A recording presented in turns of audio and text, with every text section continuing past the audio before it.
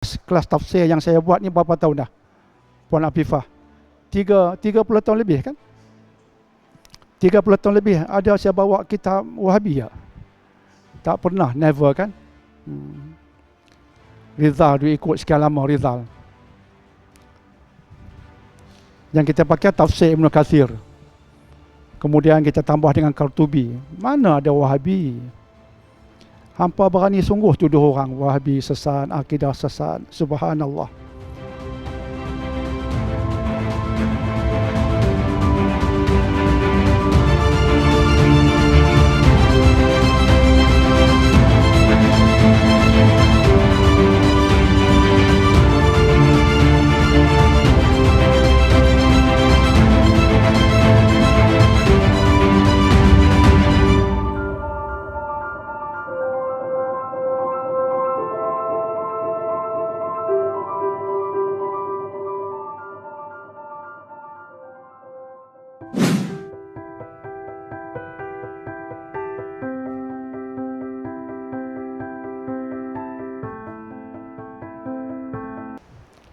Betulkah ceramah doktor di Melaka di ban, dihalang?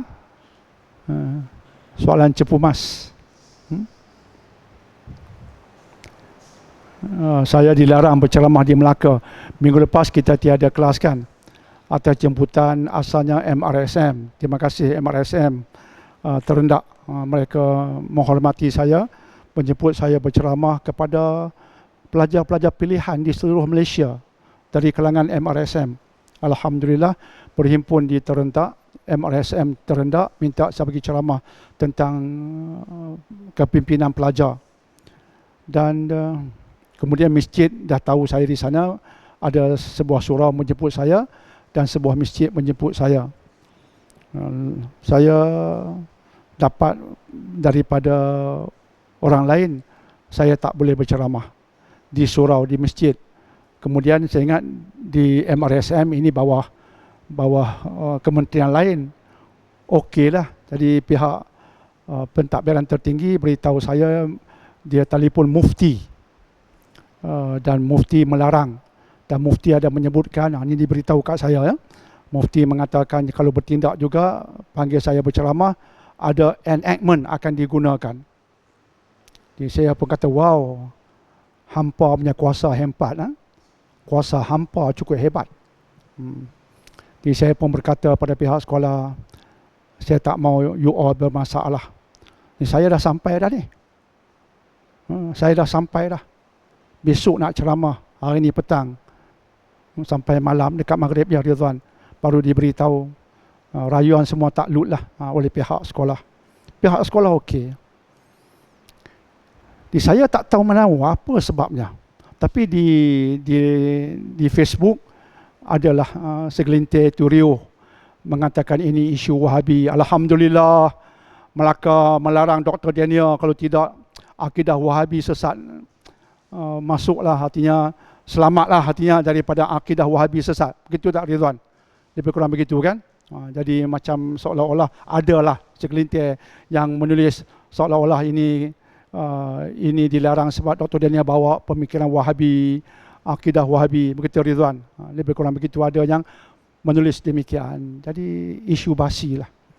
Tapi pihak masjid ada juga yang sebut lebih kurang begitu. Saya kata hampa berani sungguh tuduh orang sesat kan. Berapa tahun kita kelas ini? Ridwan pun baru. Kelas tafsir yang saya buat ni berapa tahun dah, Puan Afifah? 30 tahun lebih kan? 30 tahun lebih ada saya bawa kitab Wahabi ya? Tak pernah, never kan? Rizal dia ikut sekian lama Rizal. Yang kita pakai tafsir Ibn Kathir. Kemudian kita tambah dengan Qurtubi. Mana ada Wahabi? Hampa berani sungguh tuduh orang Wahabi sesat, akidah sesat. Subhanallah. Hampa tunggulah. Hampa tunggu. Kalau nak gelak cepat-cepat sebelum sampai tangisan, insya-Allah. Tuan-tuan dan puan-puan, saya dah letih bercakap tentang Wahabi. Tapi kalau tuan-tuan dan puan-puan masih keliru, baru ini ada seorang tokoh Islam yang meninggal dunia. Allahyarham Profesor Dr. Yusuf Qaradawi. Beliau diiktiraf sebagai ulama di zaman kita yang hebat, Masya Allah kan. Cuba pergi ke internet, ada satu klip video tentang jawapan Profesor Dr. Yusuf Qaradawi tentang isu Wahabi. Jawapannya dalam bahasa Arab, tapi ada terjemahan dalam bahasa Inggeris dan bahasa Melayu. Kalau kita perhati jawapannya, dia mengatakan tak ada mazhab Wahabi. Akidah Wahabi ni pun tiada, itu cuma tuduhan dikeluarkan oleh manusia kelompok tertentu. Yang ada mazhab Syafi'i, mazhab Hambali, tiada di dunia Islam ini sesuatu yang dipanggil mazhab Wahabi. Tidak ada yang dipanggil akidah Wahabi, itu cuma tuduhan orang. Dia kata sebenarnya yang dituduh Wahabi ini dari Muhammad Abdul Wahab ini, dia penganut tegar mazhab Hambali. Dia pemegang tegar mazhab Hambali. Hambali takkan sesat, dia pegang sungguh-sungguh. Itu dia Muhammad Abdul Wahab. Dan dia pegang, dia bukan pendapat dia. Dia pegang daripada ulama. Jadi kata Profesor Dr. Yusuf Qaradawi, orang ini orang baik. Tetapi memanglah ada perkara yang walaupun pendapat dia baik, kita tak nak ikut. Itu tidak mengapa, dia kata. Kita tak nak ikut pendapat Muhammad Abdul Wahab. Kita tidak bersetuju dengan pendapat-pendapatnya. Itu tidak mengapa, itu biasa. Tapi jangan senang-senang tuduh. Ada orang tuduh dia kafir. Tuduh dia sesat. Jangan senang-senang tuduh begitu. Dosa kita dah banyak, tambah lagi dosa besar. Cuba lihat jawapan Profesor Dr. Yusuf Qaradawi tentang Wahabi. Dan kemudian cuba baca buku ini. Rizwan, fokus. Ini tulisan oleh Hamka. Teguran suci dan jujur terhadap Mufti Johor. Cari buku ini. Teguran suci dan jujur terhadap Mufti Johor. Teguran suci dan jujur terhadap Mufti Johor. Cari buku ini. Hamka mengatakan dalam buku ini, dia pun dituduh Wahabi. Dan dia beritahu apa itu Wahabi. Baca. Dia kata ramai orang telah menuduh benda tidak betul tentang hal ini. Dia pun kena. Ingat Dr. Daniel seorang kena. Hamka pun kena. Dan dia jawab, apa itu Wahabi? Teguran suci dan jujur terhadap Mufti Johor. Ni isu bersama Mufti Johor tahun 1958. Dia jawab Mufti Johor ketika itu. Jadi itulah. Tapi saya nak mengucapkan terima kasih. Bila saya balik, sedih jugalah kan. Sedihlah juga. Ridwan pun sedih juga. Balik sedih jugalah. Tak sedih banyak sangat, sedih juga. Tapi saya nak ucapkan terima kasih. Balik kemudian dapat jemputan untuk menyampaikan ceramah bersempena majlis sambutan ulang tahun Majlis Bandaraya Shah Alam bagi kali ke-22. Dapat jemputan itu. Ya? Macam mana? Masa itu dengan flight lah. Jadi balik jemputan di sana sempena sambutan Majlis Bandaraya Shah Alam.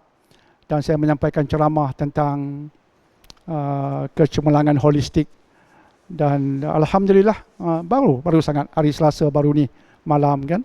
Dan saya nak ucap terima kasih pada Datuk Bandar dan yang hadir timbalan Datuk Bandar.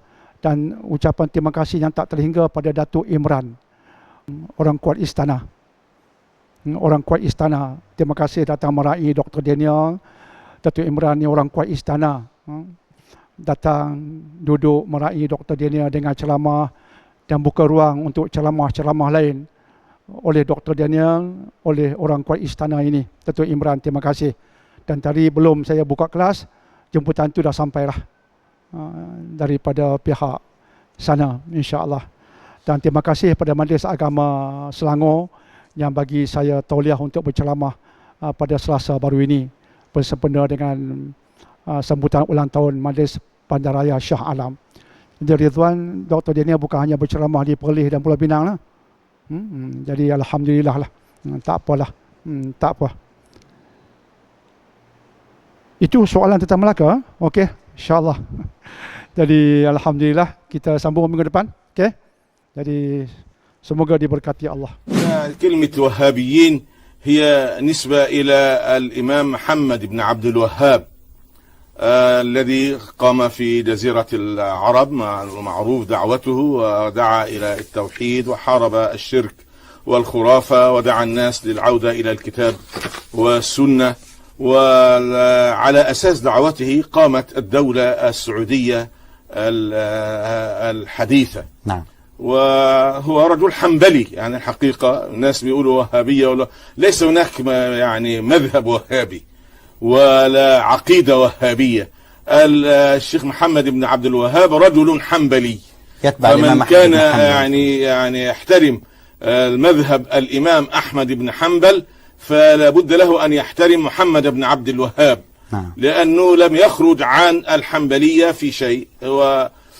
فهذا يعني طبعا يعني يمكن أن نخالف ابن عبد الوهاب في بعض القضايا أو كذا، كما نخالف بعض العلماء، وليس من الضروري إننا يعني آخذ كل القضايا التي ذكرها الشيخ محمد عبد الوهاب، أو حتى كل القضايا التي ذكرها الإمام ابن تيمية أو الإمام ابن القيم. أنا من أشد المعجبين بشيخ الإسلام ابن تيمية وبمدرسته التجديدية الكبرى وبتلميذه الإمام ابن القيم بصفة خاصة، ولكني أخالفهما في بعض الأشياء، إنما لا يعني هذا أن دعوتهم دعوة يعني ضالة أو دعوة منحرفة أو كذا.